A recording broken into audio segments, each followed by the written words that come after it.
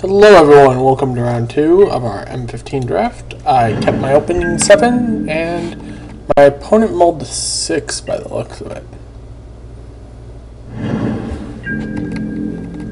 So, our hand has some reasonable power in it. It's not going to start moving until next turn, but after that, should be able to start rolling its way out there. Once we hit our 4th land, we'll be able to hunt the weak something, so that'll be good. Okay, so red-green versus green-white. I'll run out an extra green versus the extra white right now. And a netcaster spider. Next turn I can run out living totem and have 3/4 spider, which is pretty dang good. We'll see what he has here. Nothing. Or just post-combat stuff. Nothing. Wow. Interesting. Alright, well, I'm going to run out this living totem. I don't need to convoke. I'll just make the spider bigger.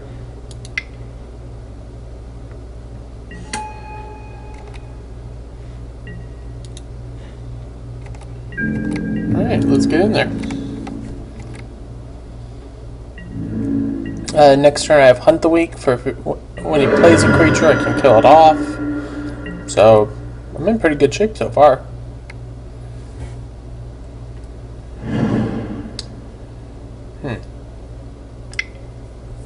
What you got? A Mystic. Is that all you have? If so, oh, and a Forge. Okay. Mystic and a Forge Devil. Sure. You got Lightning Strike my guy as well, then? Oh, Convoke. Oh, a Living Totem. Sure. Okay. That's fine. I'll probably just have this fight. Well, actually, no, I can have this fight. So I'll have these two fight. Kill off his Living Totem and smack him for 6.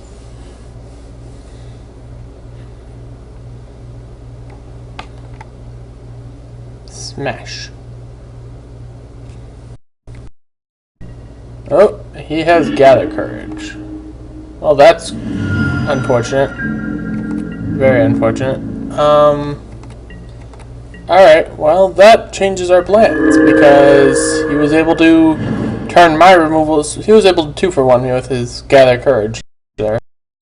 I knew one of them was in the pack, so I should have paid attention and thought that it could be there, but wasn't top priority on my mental list there, so it was kind of like, oops, that was bad.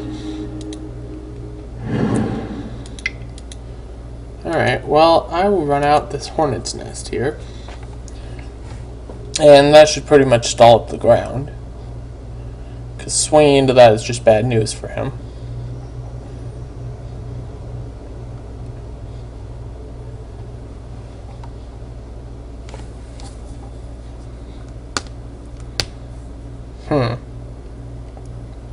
That was awkward with the Gather Courage there. Quite awkward.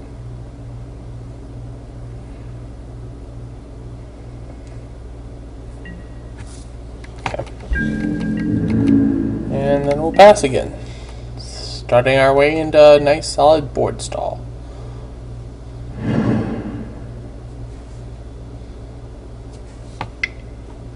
Okay, he's convoking something.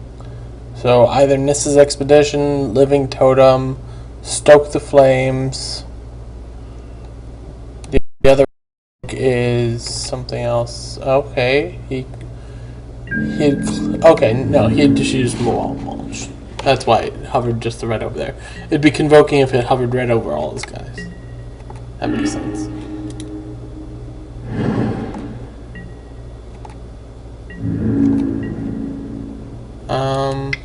I'm going to play Invasive Species, bounce my Hornet's Nest, and then replay the Hornet's Nest.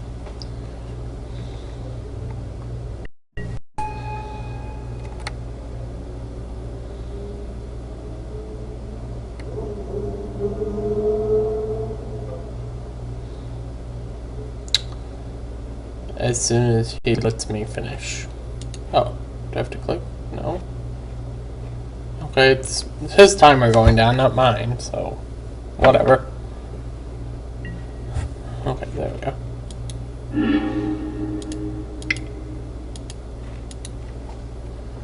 Put the hornet's nest back out there.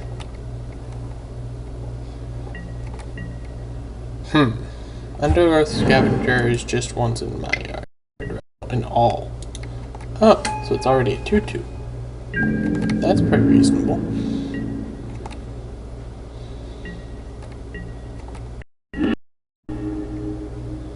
Okay, Pillar of Light will be good at some point.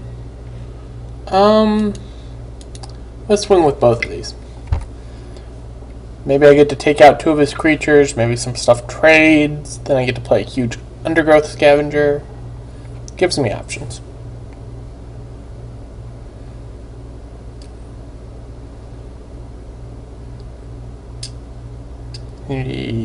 Okay.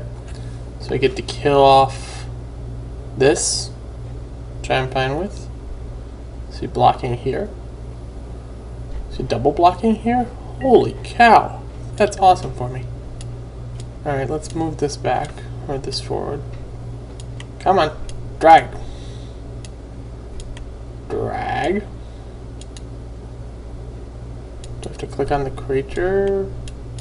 I want to drag it. Drag your stuff. Move this. Deal more damage to this. What is going on here? I can do it with that one. Why can't I do it over here? Drag!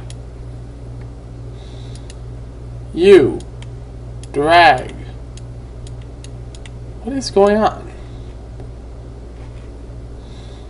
Moto, what are you doing? I want to drag guys. Okay. Sign blockers by dragging creatures left or right. Drag. Drag. Drag this way. Drag that way. Whatever. Fine. Oh. You can only do it one... They start over there. Gotcha. Holy crap, that's so strange. I'm like, do your damn effect already! But it was just not doing it. Okay. Fine. Reasonable. Now I can play this Undergrowth Scavenger as a very big guy.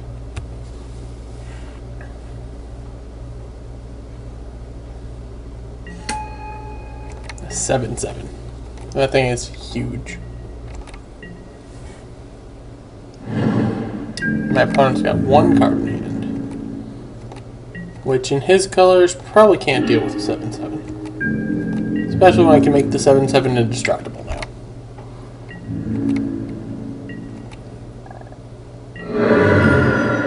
Yeah, in this format, Undergrowth Scavenger is actually pretty damn nuts. Because so much combat trading goes on, that just makes it really good to have.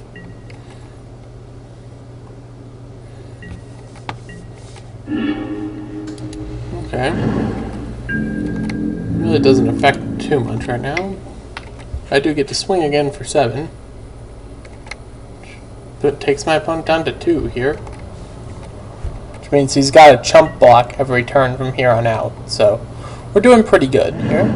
And he drew another land. Feel bad for the guy. He drew 3 more lands than I did. But, well. Let's skewer some stuff.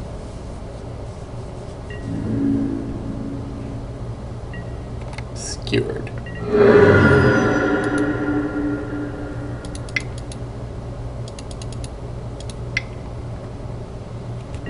Cricket Spirits. Should be enough to win me the game there. Wow, he drew another land. I feel bad for him. I actually do feel pretty bad for him there. He drew 4 more lands than I did. I kind of hit the lands there and just kind of stopped, and he just kind of...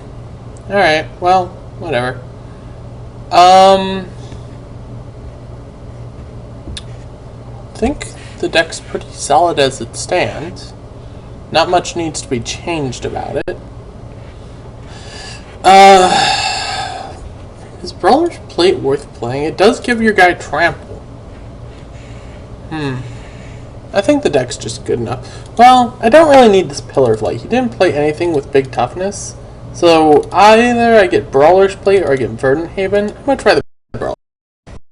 I'm not a huge fan of the card because it's so mana intensive. 3 to cast, 4 to equip. It's a very weak equipment overall, but +2/+2 and trample in a format like this could make a difference. So we're going to try it. Plus it gives me a second equipment to play around with. Never know. And he's running a 41 card special. Oh, this is a nice opener. I like this. Get to go dude into this, I guess. Can do it however I want, really. But I definitely keep this opener.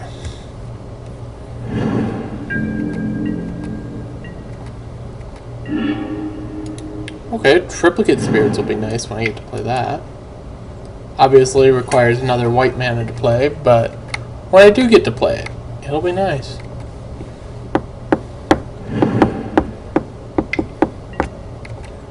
Okay, he's got a Rune Claw Bear, so I'll run out the Netcaster Spider. Go Plains. Spider. Because if there's one thing that blocks a Rune Claw Bear, it's a spider. Because spiders can definitely kill bears. 100% of the time, man. 100% of the time. Unless your opponent has a pump. But that's neither here nor there. Or... okay. I will trade with you. In a heartbeat, I will trade with you, sir.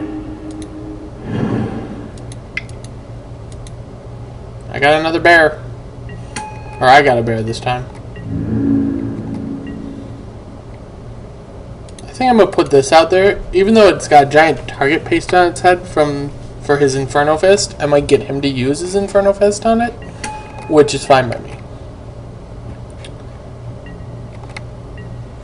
If he doesn't use the Inferno Fist, next turn I get to swing and pump my guys. So...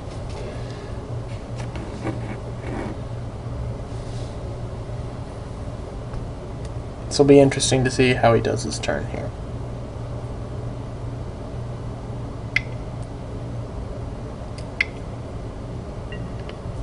Hunt the Weak. That is unfortunate, because his bear is now big.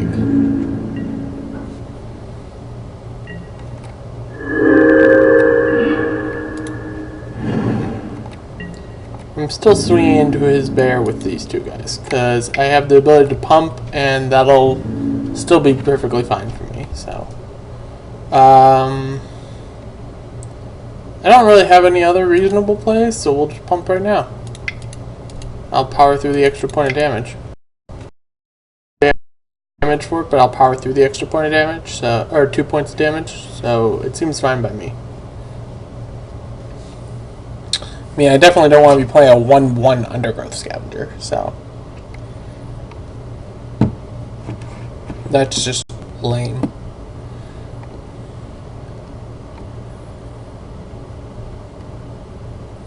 Yep, I'm hitting you for 6.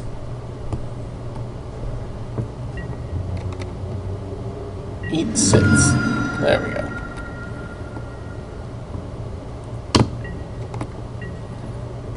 Ideal draw would be a plane, so that way I can run out Triplicate Spirits and then just have like Overwhelm and but we'll see what happens. Okay, so he's gonna smack me for 5. He has his burn spell up. Or his burn aura up. Burn spell, burn aura. Hit or miss on whatever you want to call that, really. Okay, so he's gonna kill off my Sunblade Elf. I'm fine with that. The Sunblade Elf is cool, but I put it out there to eat up the Inferno Fist. So he just wanted to make certain he hit with it first, which makes sense to me.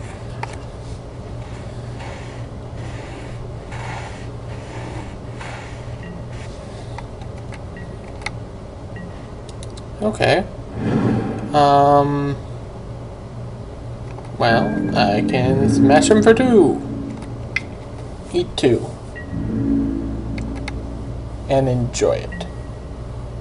Enjoy your 2, sir.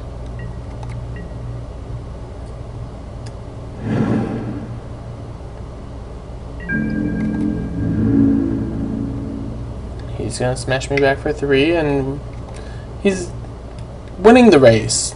He is definitely winning the race. Not much else to be said about that. He is winning the race. Oh, that's big. Okay, well, there we go. I get triplicate spirits out. And triplicate spirits plus overwhelm might just be enough just to take him out. It's hard to say, really. If I draw a land and just can cast the overwhelm as regular, I just could take a giant hit from him and then just go overwhelm, potentially win if he doesn't have something. Because he got 1 card in hand. We'll see what he has.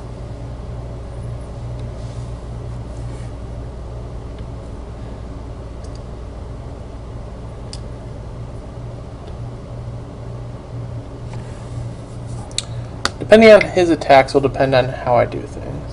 So let's do restocking Inferno Fist and Hunt the Weak. Okay, that's pretty reasonable, I suppose. So I know what his 2 cards are then. How does he do his attacks? Okay, that could work for me. Actually, I think that if I draw a land, that works out perfectly for me. If I don't draw a land, well, we'll see. But if I draw a land, I think I straight up win. Because I know what his 2 cards in hand are now. So, land. Hunt the Weak. Interesting.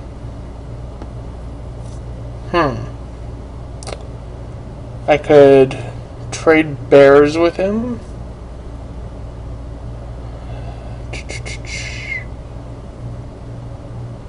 If I trade bears with him, hit him for 3, lose the Mystic to blocking that. Wait, no, he has Inferno Fist, so I have to play around Inferno Fist and Hunt the Weak. So he has 2 removal spells in hand. So I have to play around that. If I trade here, I could smack him for 1 in the air. If I just eat this, I can't play the Undergrowth Scavenger. I think what I'm going to do is I'm going to trade here.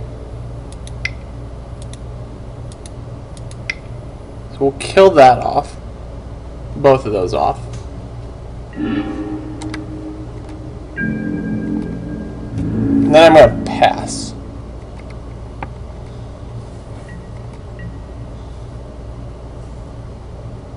So he's got 1 card plus the card. Okay, so he drew a forest and he discarded the forest. So he has 1 card plus the cards I know.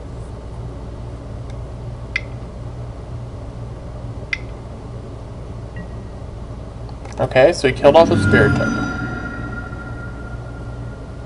Because of how he tapped his mana, he now also cannot cast Inferno Fist and use it.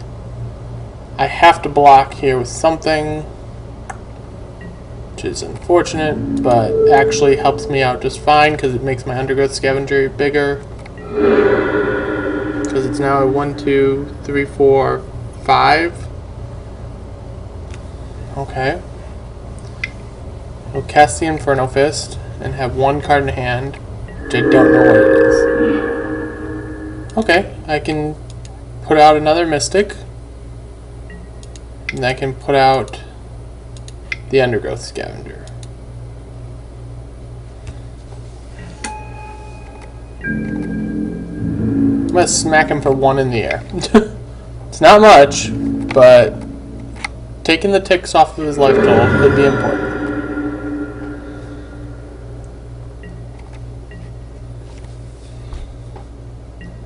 Okay, so he's discarding a forest to draw a card.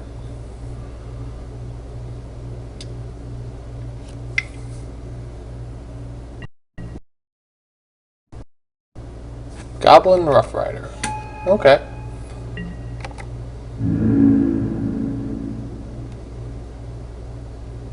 So he'll swing, I'll lose my Mystic again. Unfortunate for the little Mystic, but whatever.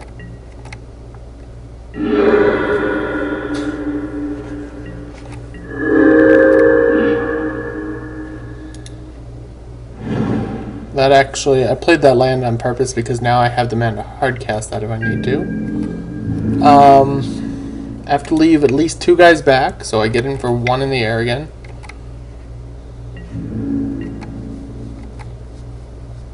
So what probably happens here is I have to throw that under the bus and then block there. If he pops this to kill this, then I have to block there, and I'm dead, actually. Okay. Well, I just killed myself there, if my opponent's paying attention. He's not, so cool.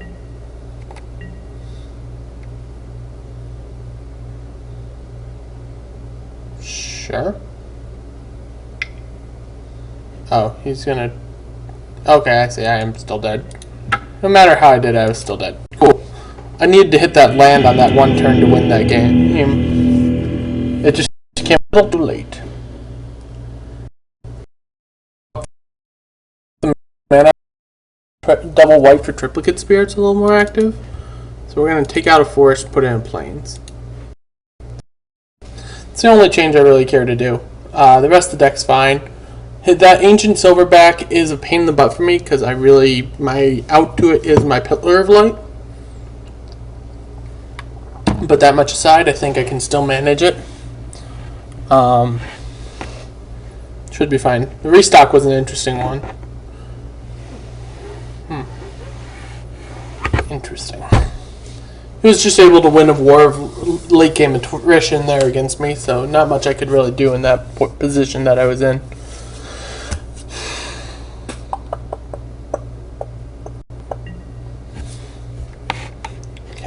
I will play.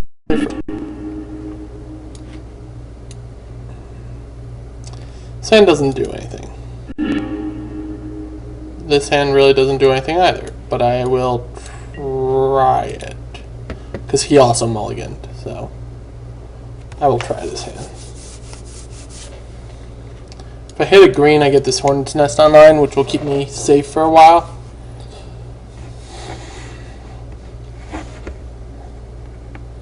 Unfortunately, I have like 3 super high drops in my hand, so those are just going to be stuck there for a while.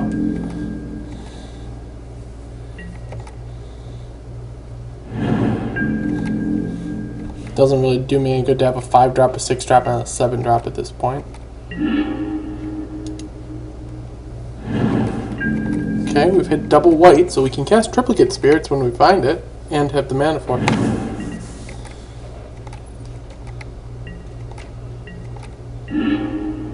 Well, crap.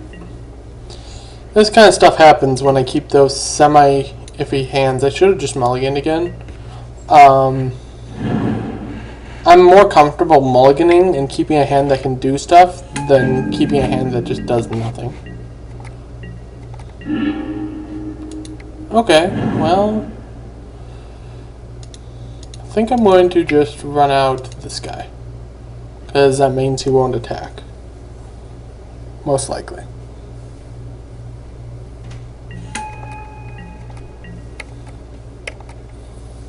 He most likely won't attack now.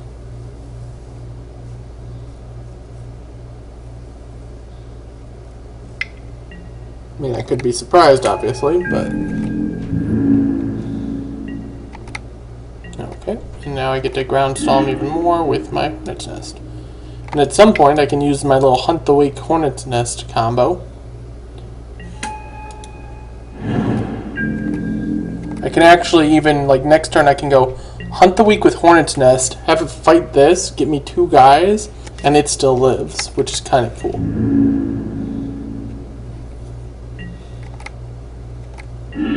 We're going to do that, actually. That's going to be neat. Hornet's Nest, fight!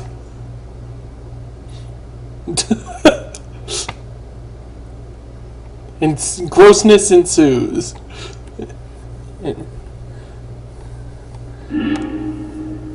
Oh, fine. Burn your mana. Or burn your creatures. See what I care. It's unfortunate, but pass. All right. Well, my Hornet's Nest is bigger now, though. So, whatever. And it can kill things. My Hornet's Nest has aggression now.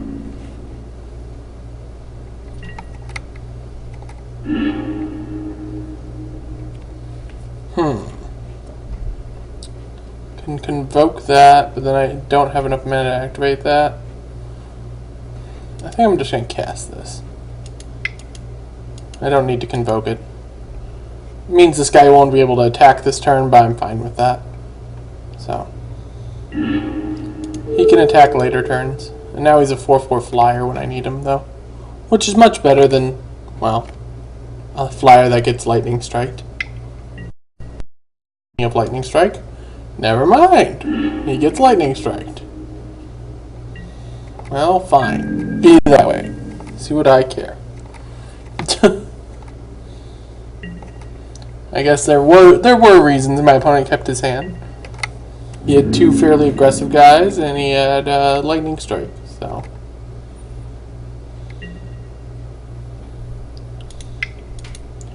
Alright, well, we'll just keep running out little guys until we're ready to cast something like Overwhelm and just kind of get there. Where we have, of course, like Sanctified Charge is another good one. If I draw another mana, I get to play Constricting Sliver, which is nice. Take out his guy and then have aggression from there. He's got a handful of gas, but none of his green mana to use it, apparently. So. Alright, well, I get to Constricting Sliver now. Constriction in the form of a sliver, i.e. Banishing Light on a 3/3. Or sorry, Journey to Nowhere on a 3/3, not Banishing Light. Because, it's Journey to Nowhere, which can only target your opponent's creatures too. So it's Banisher Priest on a giant sliver. So many ways you can like reword that and get it to eventually to the right point.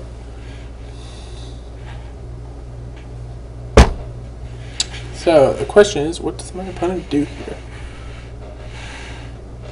So I try to eat his creature and smack him for some damage. Yes, I will use the ability. I want to eat your creature and smack you for damage. Take your damage. Take your damage, sir. Take it all. We've got 2 mass pump spells, so that's good. My opponent finally hit his green, so he's finally going to get to play something. Of course, he play a Shaman of the Spring. Sure. Get to play Sanctified Charge next turn, and then Overwhelm the turn after? Or Overwhelm next turn, Sanctified Charge the turn after?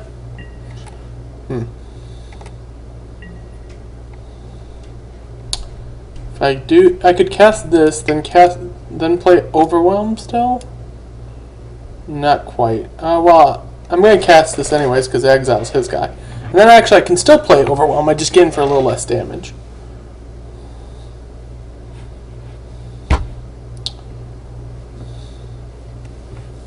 Oblivion Ring, sorry. Well, it's all the same general effect style, right? Get rid of your guy! Eat it!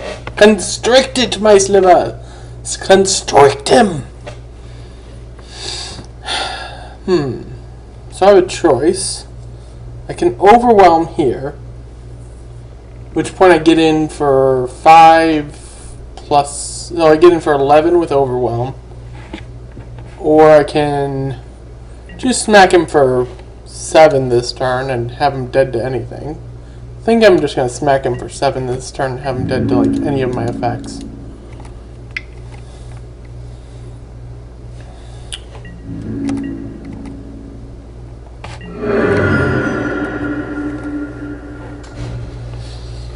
Alright. So he's at 9. Yeah, I think any of my 2 effects in hand pretty much kills him. We'll see what he plays, obviously. Another Shaman of the Spring. Sure.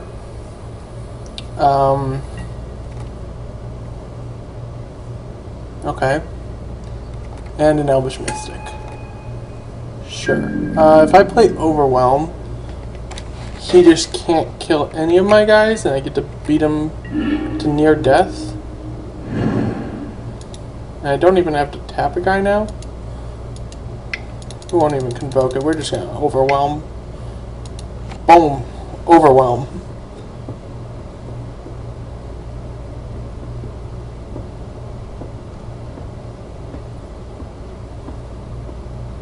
It's not lethal yet.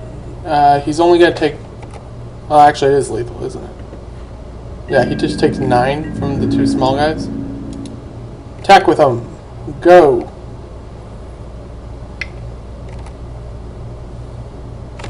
Yeah, he blocks the 2 biggest guys, he takes 9, and he dies. So yeah, he was dead to Overwhelm, just straight up. Okay. Okay. You die. And I win the match. Yes. See you all in the final.